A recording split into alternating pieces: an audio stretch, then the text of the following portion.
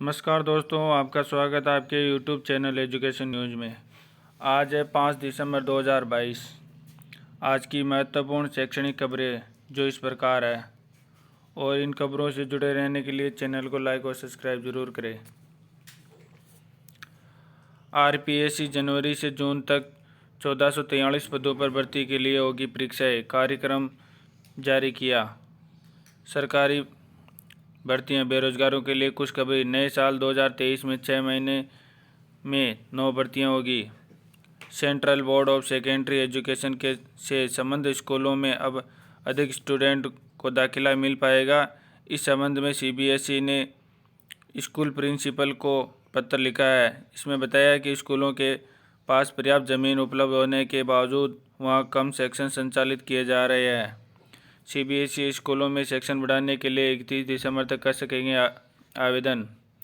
खाद्य सुरक्षा अधिकारी भर्ती परीक्षा जून में होगी।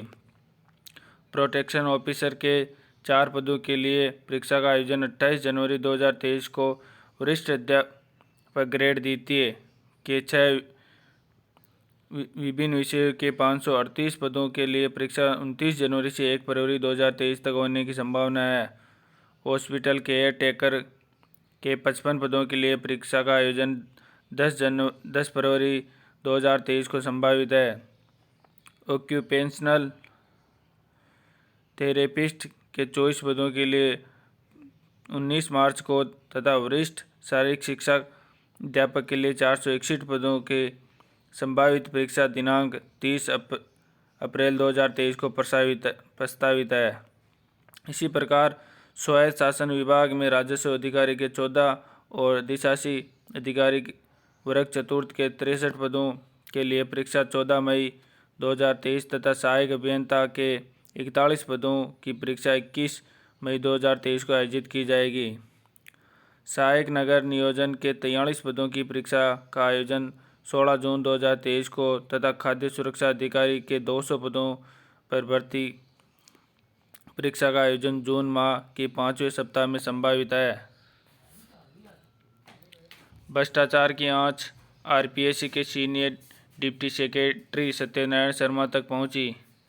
रीट 2021 भाई बहन को पास करवाने के एवज में 30 लाख लेने का आरोप। राजस्थान माध्यमिक शिक्षा बोर्ड द्वारा की गई रीट 2021 में हुए भ्रष्टाचार की आंच अब RPSC के senior deputy secretary Satyanarayan Sharma तक पहुंची है। शर्मा सहित 4 लोगों के खिलाफ रीट परीक्षा में भाई बहन को पास करवाने के एवज में 30 लाख रुपए लेने का आरोप लगा है।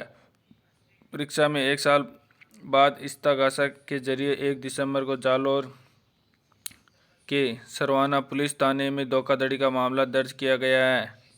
शर्मा बोले, उनके नाम व पद का किसी ने दुरुपयोग किया है।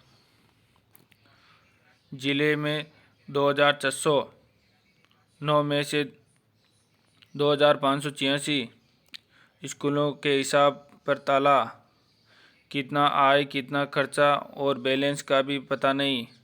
साला दर्पण पर डिटेल नहीं अपडेट। लापरवाही शिक्षा अधिकारियों पर होगी कार्रवाई। बांसवाड़ा में 0.83% के साथ सबसे पीछे। बांसवाड़ा सहित प्रदेश के सरकारी स्कूलों में विद्यालय प्रबंधन समिति के बैंक खातों में हिसाब कितना का अता पता नहीं है। कब कितने रुपए आए, कितने खर्चे, ब्याज मिल रहा है तो कितना, इन सभी जानकारियों पर ताला लगा है, क्योंकि जिम्मेदार संस्था प्रधान व शिक्षा अधिकारी साला दर्पण पर स्कूल के बैंक अकाउंट की डिटेल अपडेट नहीं कर रहे हैं। टेक्निकल हेल्पर भर्ती परीक्षा रिस्पॉन्स की के इंतजार में 16,000 अभ्यर्थी। राजस्थान डिस्कॉम में टेक्निकल हेल्पर भर्ती के दूसरे चरण की परीक्षा दे चुके 16,000 अभ्यर्थियों को 3 सप्ताह से रिस्पॉन्स की का इंतजार कर रहे हैं, जबकि अभ्यर्थी आंसर की पर आपत्ति दर्ज करा चुके हैं, लेकिन डिस्कॉम व एजेंसी के बीच आंसर की आपत्तियों पर फैसले नहीं हो पाया है। इस कारण अभ्यर्थियों को रिस्पॉन्स की अटक गई है। रिस्पॉन्स की जारी नहीं होने के कारण परिणाम में देरी हो रही है। टेक्निकल हेल्पर के 1512 पदों के लिए भर्ती हो रही है। डिस्कॉम ने 10 नवंबर से 16 नवंबर तक प्रश्न पत्र आंसर की पर आपत्तियां मांगी थी। आधा शैक्षिक सत्र बीता पर नहीं मिले स्कूल के व्याख्याता। राजस्थान राज्य के माध्यमिक से उच्च माध्यमिक में अपग्रेड हुए लगभग 4000 स्कूलों की 11वीं और 12वीं कक्षा में एडमिशन लेने वाले विद्यार्थियों को अपने स्तर पर ही तैयारी कर अर्धवार्षिक परीक्षा देंगे। 134 मॉडल स्कूलों के 32,000 विद्यार्थियों को मिलेगी यूनिफॉर्म। मॉडल स्कूलों के विद्यार्थियों की यूनिफॉर्म अलग। राज्य के सरकारी स्कूलों में 1ली से 8वीं तक कक्षा में पढ़ने वाले विद्यार्थियों को निःशुल्क यूनिफॉर्म का वितरण शुरू हो चुका है। राज्य में सरकारी स्कूलों में पढ़ने वाले 67 लाख विद्यार्थियों को सरकार की ओर से निःशुल्क यूनिफॉर्म के 2 सेट उपलब्ध करवाए जा रहे हैं। वहीं दूसरी ओर प्रदेश में 134 विवेकानंद स्कूलों में कक्षा 6 से 8वीं के 32,000 विद्यार्थियों को नई यूनिफॉर्म का इंतजार है। अर्धवार्षिक परीक्षा 8 दिसंबर से 4000 स्कूलों में स्टूडेंट ने खुद ही की तैयारी। आधा सत्र बीता, 4000 स्कूलों को नहीं मिले शिक्षक। ट्रेनी इंजीनियर, प्रोजेक्ट इंजीनियर पदों के लिए मौका। रक्षा मंत्रालय के अधीन भारत इलेक्ट्रॉनिक्स लिमिटेड ने स्थायी आधार पर गाजियाबाद यूनिट के लिए ट्रेनी इंजीनियर, एक mechanical electronics, computer science, civil electrical और project engineer, first mechanical electronics, computer science, civil electrical पदों पर भर्ती के लिए आवेदन आमंत्रित किया है। कुल 260 पदों को भरा जाएगा। सैकड़ों विद्यार्थियों के भविष्य पर लटकी तलवार। एकमात्र हिंदी माध्यम विद्यालय को अंग्रेजी में मर्ज करने से बड़ी परेशानी। रामदेवरा से करीब 25 किमी दूर लोहारकी गांव के राजकीय उच्च माध्यमिक विद्यालय को गत दिनों अंग्रेजी माध्यम के महात्मा गांधी विद्यालय में मर्ज करने से सैकड़ों विद्यार्थियों के भविष्य पर तलवार लटक गई है।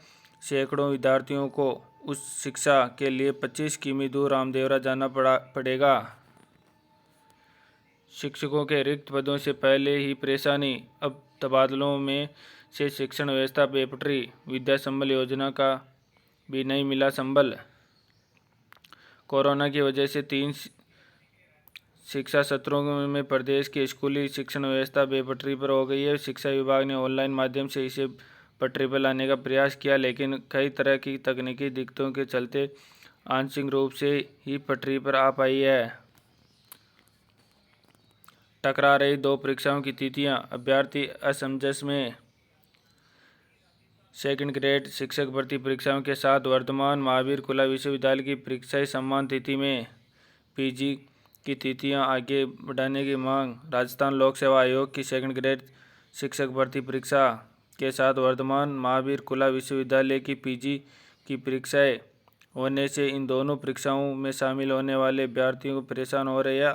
आयोग की द्वितीय श्रेणी शिक्षक सीधी भर्ती परीक्षा 21 से 27 दिसंबर तक होगी, जो कि वर्धमान महावीर खुला विश्वविद्यालय की पीजी की परीक्षा 21 से 24 दिसंबर तक होगी। इससे हजारों अभ्यर्थियों के लिए असमंजस की स्थिति पैदा हो गई है। कई सेंटरों पर दोनों परीक्षा होने से केंद्राधीक्षक भी परेशान। स्कूलों में निवास प्रमाण पत्र बनाने के सपने दिखाए, प्रक्रिया शुरू होने का अता पता नहीं।